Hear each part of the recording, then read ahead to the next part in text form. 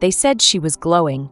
The neighbors brought gifts, the church ladies came to pray, and her mother cried with joy. Everyone believed a miracle was on its way. But only Cassandra knew the truth.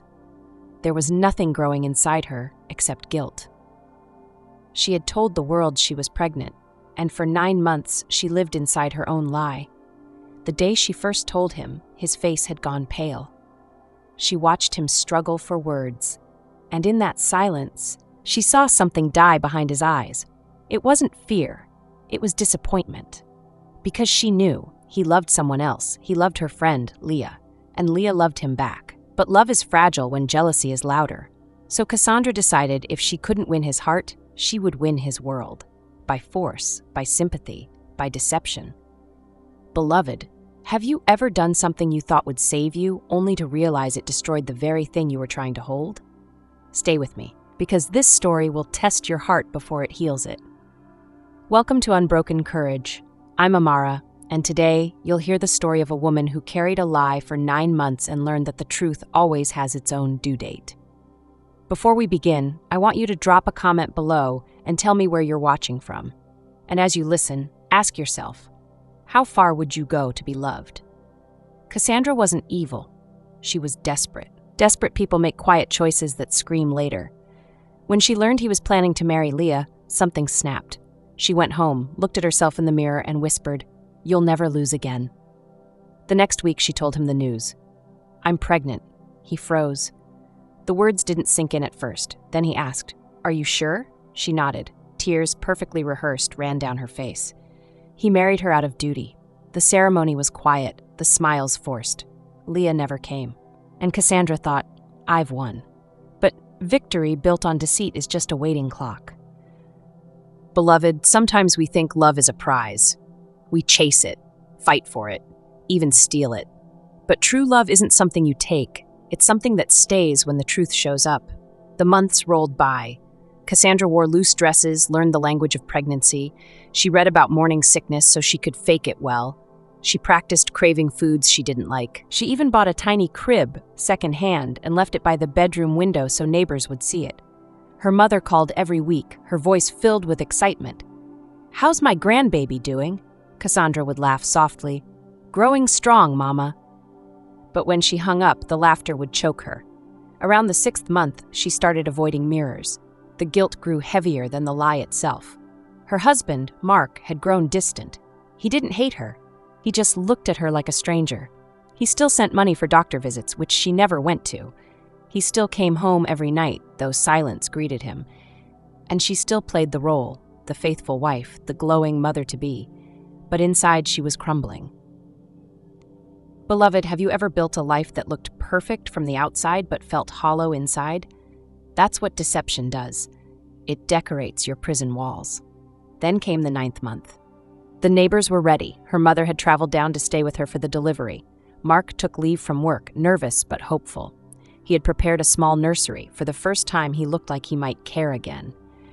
And that's when Cassandra realized she wasn't ready for the truth to be born. That night, she faked contractions. She screamed, paced, cried. The neighbors rushed over. Her mother held her hand. Mark drove in circles, panicking. 7%. And when they reached the hospital, everything fell apart. The doctor came out hours later, confusion etched across his face. "Sir," he said quietly, there's no pregnancy." Mark blinked. "What do you mean?" "She was never pregnant. There's no baby." The hallway went silent. Cassandra could hear her own heartbeat echoing through the walls. Beloved, the truth doesn't always knock politely. Sometimes it breaks the door down. The lie Cassandra had carried for 9 months came crashing out of her in one night. And everyone, the husband, the mother, the neighbors, stood in disbelief. Her own mother fell to her knees. "What have you done, child?" she whispered. The community turned cold. Friends stopped visiting. Her husband left that same week, papers in hand.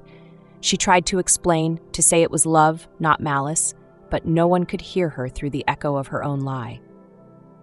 Beloved, some mistakes break things that can't be glued back. But even broken things can be remade into art. Cassandra didn't see Mark again for years. She lived quietly, working in a small shop.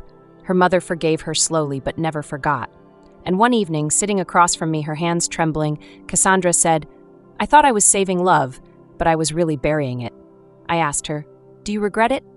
She nodded. "Every day, but I learned that the truth, no matter how late, is still mercy." Beloved, what would you have done in Cassandra's place? Would you have told the truth earlier, or carried the lie hoping love might grow from it? Drop your thoughts in the comments and tell me where you're watching from. And remember, love built on lies always has an expiration date. Stay with me for the next part, because what happened when Mark returned years later will leave you speechless. Years passed. The story that once shook the community faded like old gossip.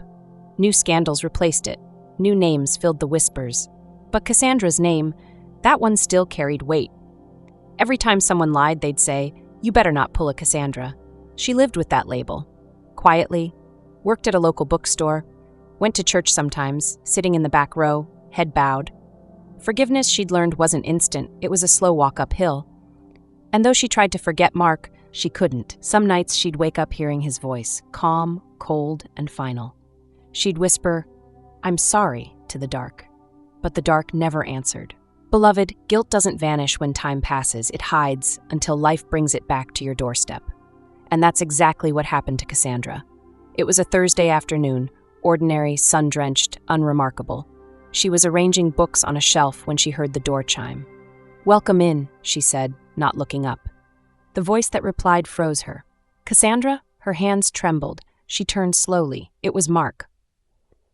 He looked different, older, calmer. The sharpness in his eyes had softened into something she couldn't name. For a moment, neither spoke. Then he said quietly, "You look, well." She swallowed. I didn't think I'd ever see you again." He nodded. "Neither did I. He was in town for business," he said, had remarried, had 2 children. His life had moved on, or so it seemed. But when he looked at her, there was no anger.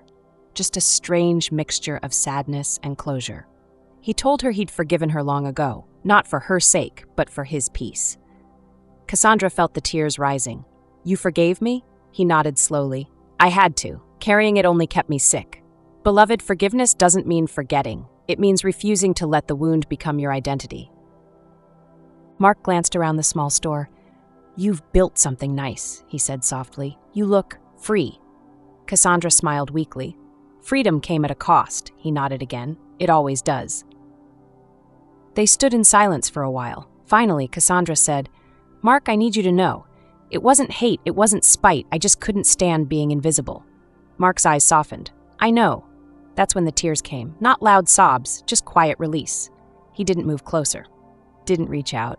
He just let her cry, like someone watching rain wash over an old grave. After he left, Cassandra sat alone in the store.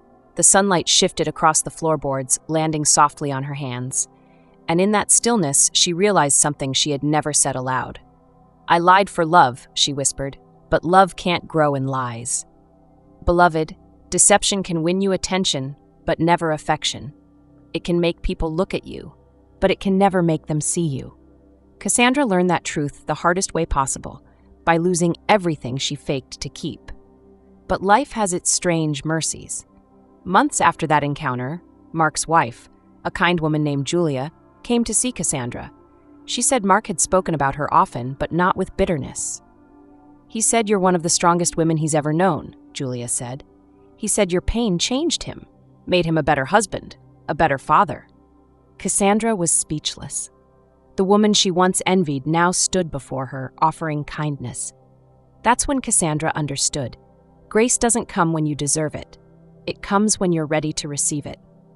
She started volunteering at a local women's shelter. Not because she wanted to be seen, but because she finally saw others. Every time a young woman sat across from her, trembling with shame or regret, Cassandra would smile softly and say, "Whatever you did doesn't have to define who you become." Hamara's tone deepens with emotion.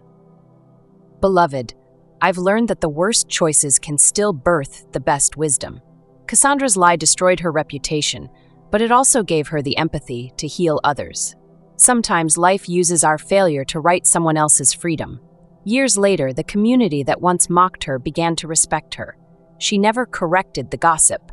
She just outlived it. Her mother passed away peacefully, proud of the woman Cassandra had become. And when they buried her, Mark sent flowers. Lilies, Cassandra's favorite. The card read, "For the woman who taught me truth, even through lies." Amara turns toward the viewer, warm and reflective. Beloved, listen, every sin, every mistake, every deception, they all lose their power the moment you decide to live in truth. The world may not forget your failure, but heaven will use it. Cassandra's story isn't about shame, it's about rebirth, because even 9 months of nothing can still deliver grace. Tell me, beloved, what do you think about Cassandra's journey? Could you have forgiven her if you were Mark? Would you have had the courage to face your own lie? Drop your comment below and tell me where you're watching from. And if this story touched your heart, share it. Someone out there might be living inside a lie, thinking they can't come out. Subscribe to Unbroken Courage for more real stories of healing, truth, and second chances, because every wound can become wisdom if you let it.